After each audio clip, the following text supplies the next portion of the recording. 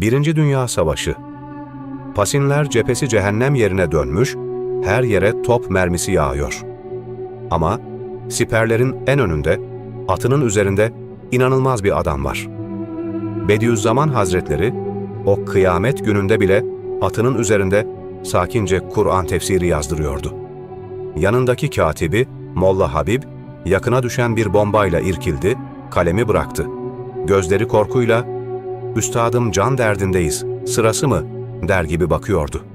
Üstad, o gür sesiyle katibini sarstı.